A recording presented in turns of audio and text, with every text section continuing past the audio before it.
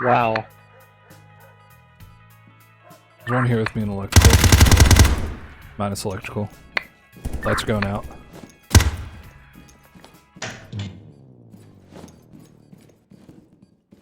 If they're in conference again, I should be able to get up here relatively easily again. Yeah, this dude's looking for me. He knows. He's looking.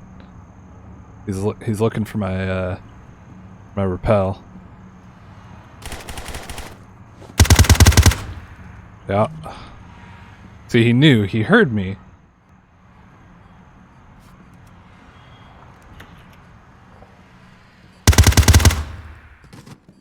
Only one left. I'm on objective.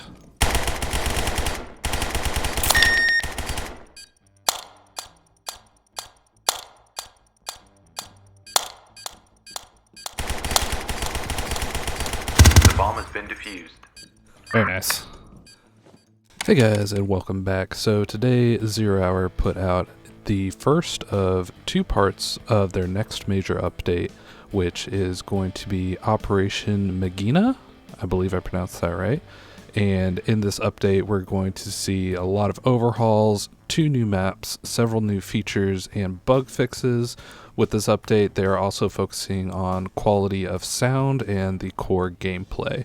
So let's take a look at this first part of their patch notes and take a look at what's going to be coming to the game. So here we can see the first of the 2 new maps, which is going to be Ferry Launch. You can see we got a nice little cinematic view of the ferry. It just looks like a 3-story ferry that we'll have to basically rappel our way onto, and hopefully we get to use those boats and kind of drive around the ferry. That would be kind of cool if you ask me. And then they also provided us with what looks to be the tactical map of all of the floors of the ferry. They go on to give a description of ferry launch, saying ferry launch is a mode of water transport used in Bangladesh. The ferry launch by name of MV Magina has been rigged with a bomb by the terrorist organization wreaking havoc. While the vessel was on its way to Achenpur, someone reported the ferry launch had been hijacked. As there was no other approach, the MS unit was instructed to take on the operation in the middle of the river Magina. Now, the next map that they're going to put in is going to be called Abandoned Hospital, and we only got this one image as a teaser for the map. To me, it does look a little bit better than Ferry Launch, but that's just my personal opinion. But it's even better and more sold once you actually read the description of why you are at that abandoned hospital. The description of the map goes on to say a viral video was released by the terrorist group that shook the nation on July 3rd, where it showed that the terrorist had the ambassador of the Asian embassy abducted 2 days ago. The terrorists wanted their philosophical leader Ahmed al-Zuri, captured in Paradise City, to be released from jail in exchange for the ambassador's life. The intelligence unit used the IP address associated with the video and tracked down the location to be an abandoned hospital near Tangale. The MS unit was instructed to take on the operation.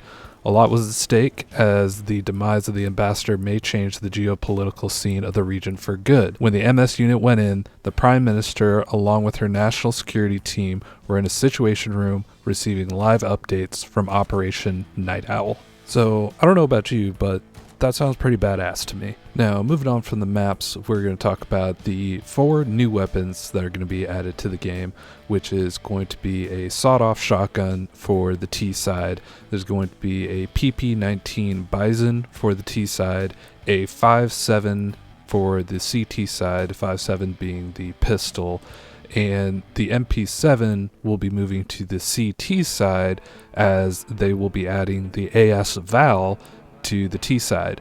And as someone that pretty much mains the oppressor or the MP5 silenced on the CT side, having the AS Val on the T side is just going to be amazing in my opinion. And along with those new guns, we're also going to be getting some more attachments.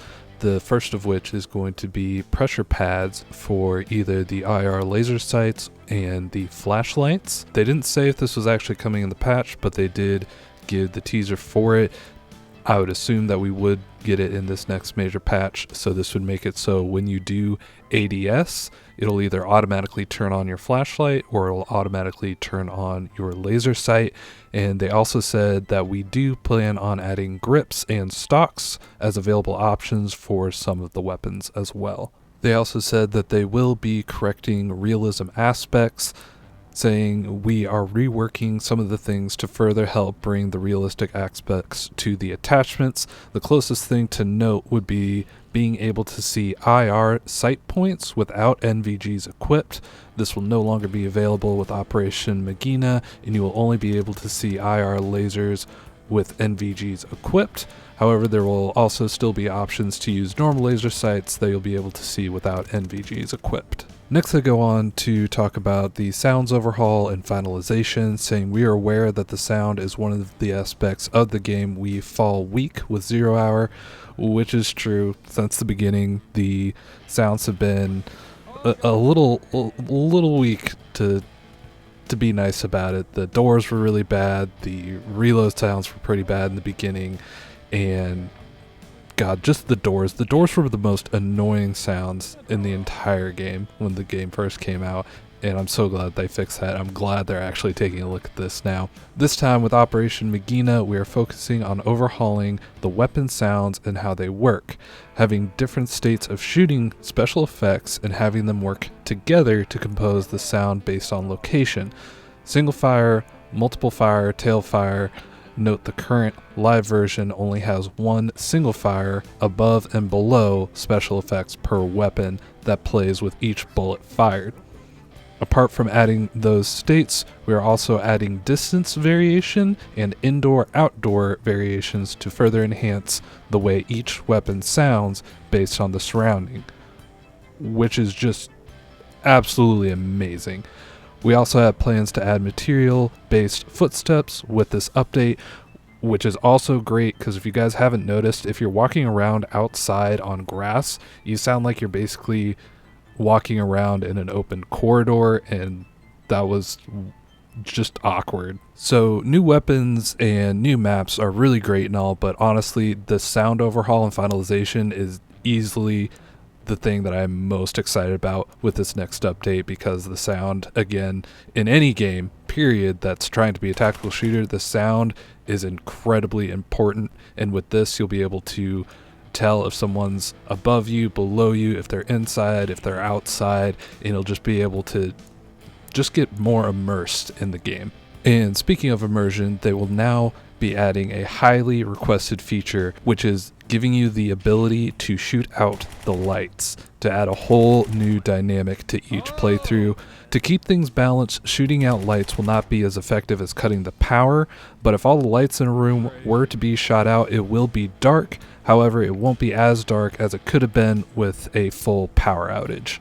Now, moving on to a core gameplay feature change that they're going to be putting in with Operation Magina is going to be the addition of an inventory system.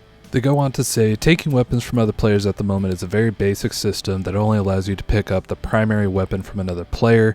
With the addition of the new inventory system, they're trying to give players the control over how they want to deal with a situation, letting you take either the primary or secondary weapons along with possible utilities. This also has the possibility to change the dynamic of a round depending on how well equipped you remain within the round. This will also fix the involuntary weapon pickups when interacting with other objects such as doors, the bomb, or anything else you might be trying to interact with if you have a gun laying next to you. The inventory system will also have features to transfer ammo from one magazine to another compatible magazine, allowing you to refill unfinished mags. So with this new core gameplay mechanic, there's obviously some aspects with the resource management on the PvP side of the game that they've addressed as well, saying they will be limiting weapons and utilities on both sides. Resource management is also getting a rework and will be made that both weapons and utilities are limited resources for both sides in order to balance the upcoming weapons and utilities, which is amazing. I've been playing the game way too much lately, and the only thing that I could really say about the T side was that you just had an unlimited use of AKs, and it's basically the third strongest gun in the game, and being able to have an unlimited supply of one of the strongest guns in the game seemed a little ridiculous in my opinion. So hopefully they will be limiting the use of some of the best weapons within the game. So that is pretty much it for the PvP side of the game. I only mentioned most of this because I am a PvP player myself, but I do need to mention the co-op experience as well. And the co-op players will be getting a pretty good update as well. They'll be getting co-op cutscenes and voices. They will also get the removal of the kill feed so that they will be a little bit more immersed, and you'll actually have to go up to a target and confirm that they're actually dead before you can actually confirm a kill. They will also be making AI improvements, saying there are a lot of features still missing from the suspect AIs in terms of their behavior and reactions, along with already promised features such as the playing table or interacting with the environment still not in yet. We have plans to add and improve even further with the animations. Our character artist is working with the hostage models and civilian models for future civilian AIs roaming the map.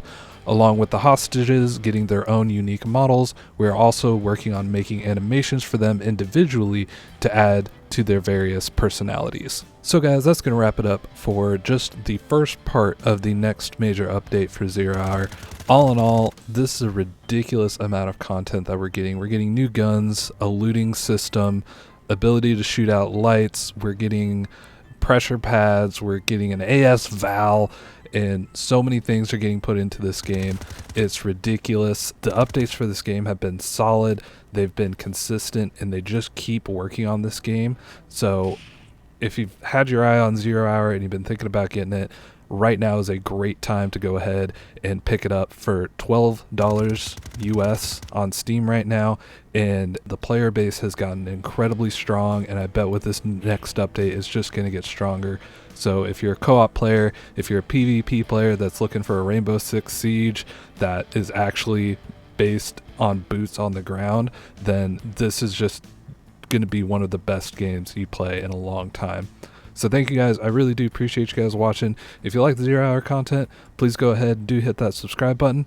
I appreciate you, and I'll catch you on the next one.